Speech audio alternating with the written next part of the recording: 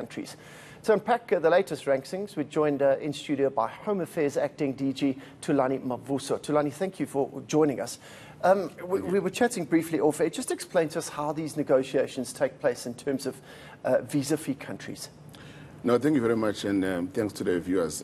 Basically, what we do, we engage, obviously, with different countries to look at what is the interest of that particular country and of South Africa, in terms of allowing free movement, between the two countries. So what we do as part of the bilateral negotiations is to set out rules and look at what are the, for example, security issues, what are the benefits in terms of tourism for South Africa, and on the basis of that, obviously, we conclude negotiations with those particular countries to allow our citizens to be able to move freely between the two countries. Look, currently, obviously, we are in negotiations with about 19 countries, 7 in Africa and 12 in the rest of the world, to try and increase the pool. To at least over 120 by the end of this year. So we're hopeful that we'll conclude. Some of the negotiations are not easy. Why would people reject visa-free notices?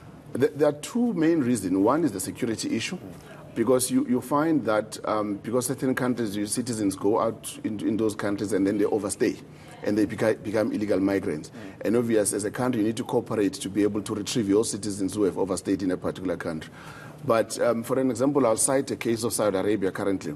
We are in negotiations with them, but the biggest problem that Saudi Arabia has is that they've got people visiting Mecca for Hajj.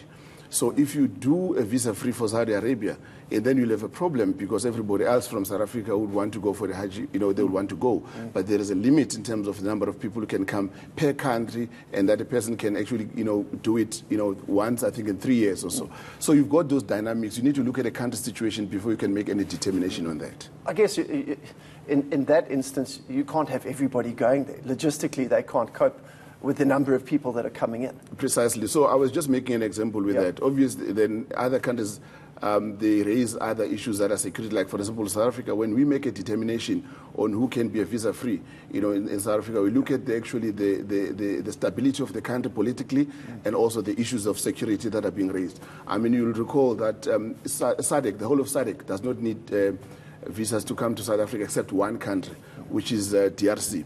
Because of the political stability, and other factors that we have to consider. So that's the reality that we have. But I think for South Africa, out of 195 countries globally, we're sitting at 102. So we're looking at increasing that to 120. But also, if you recall, the whole of Western Europe does not need visas to come to South Africa. Similarly with the Americas. So we tried, for a very long time to discuss the principle of reciprocity, because we do want people to reciprocate. That's my next question, because the difficulty comes in when you allow visa-free, but they're not going to allow visa-free. I mean, diplomatically, that must be quite a sensitive issue.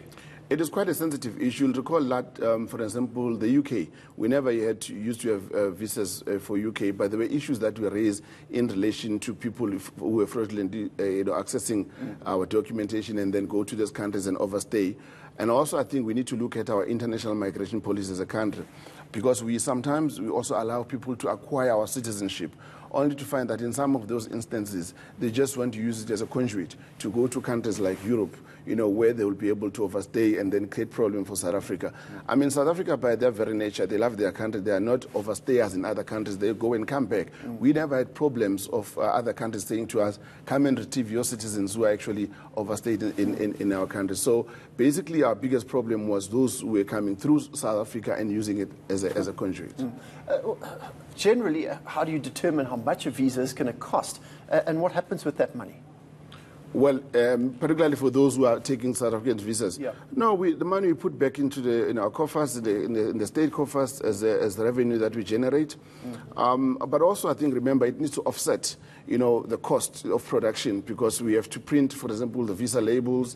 We have to have personnel that deals with the processing and adjudication of those visas. So there is a cost that we carry as the state in that regard. So that's why you need to be able to recover. Look, it's always been on a cost recovery basis that we have not reviewed our tariffs for a very long time. So I think it's time that we do that now.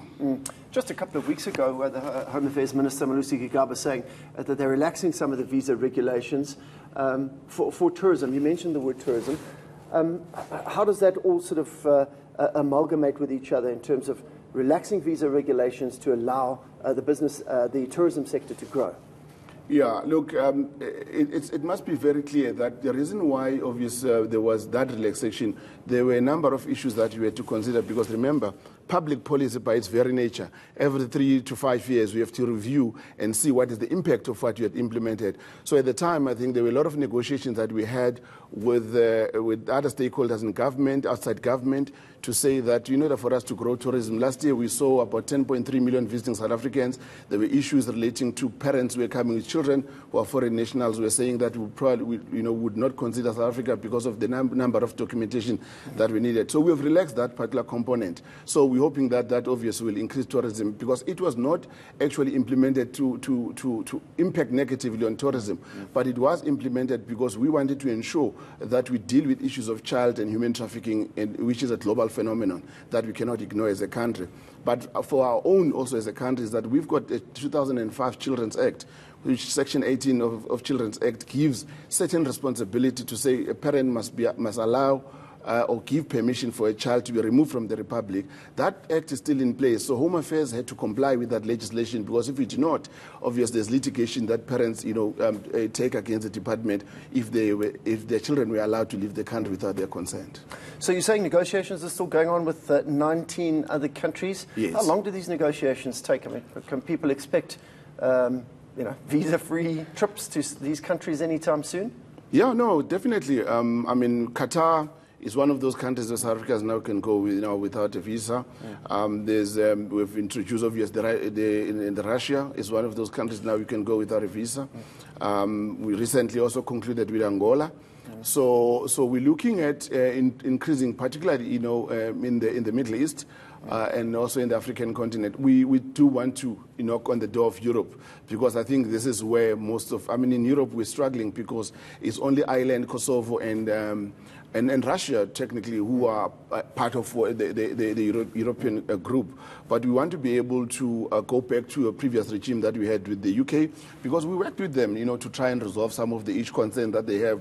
That is why our passport is one of the globally secured passport in terms of the ICAO standards. So really, we've tried our level best in that regard. So we'll continue, I think, pushing for us to be able, at least, if we can reach 150, 160 there, so at least our people do not have to spend money, and also it's easy for them to make quick decisions. If you decide you want to go on holiday, you have a windfall, you don't have to go through all the cumbersome processes of getting a visa. But also, just maybe the other point I want to raise, comparably, we are number 3 in the continent after Seychelles and Mauritius. Obviously, Seychelles has got less than 400,000 population. Mainly Mauritius tourists. is 1.3. They are mainly obvious tourist destinations. South Africa, obviously, is diverse. So that's why we're sitting at number 3. We are looking at increasing that. Obviously, the other issue relating to China and India, there was a point that was raised to say that we have not relaxed because they're a BRICS country, so we need to relax there. Look, we are negotiating, obviously, with China. We are negotiating also with India. What we have done currently is to create more visa facilitation centers in both those countries so that the citizens can have access. I guess that's another alternative, that if you do need a visa, make it easy to get. Precisely. Yeah. One of the points that we talked about in that release that the minister did, we're doing something called an e-permit, or an e-visa, so to say, where you will be able to apply online in a web-based system. So we are going to be piloting that. We're going to go to New Zealand with that, because that's when New Zealand imposed visas on us. We also, reciprocated, which is not a nice thing, because we play, particularly rugby. There's short trips that happen. So people and travelers who are fans, you need to cater for them. So what we've decided is that we'll pilot that e-visa system.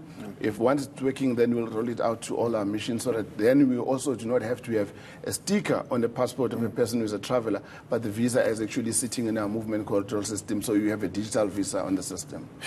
Incredible. I guess technologically it's quite challenging. But that's it. Japan, top of the list, 190 countries, Singapore second, but South Africa third best in the country. Well, we look forward to chatting to you again with regards to us moving up that list. But I know you guys are hard at work. That was Acting Director General of Home Affairs, Thulani Mavuso, chatting to us about how powerful is the South African passport.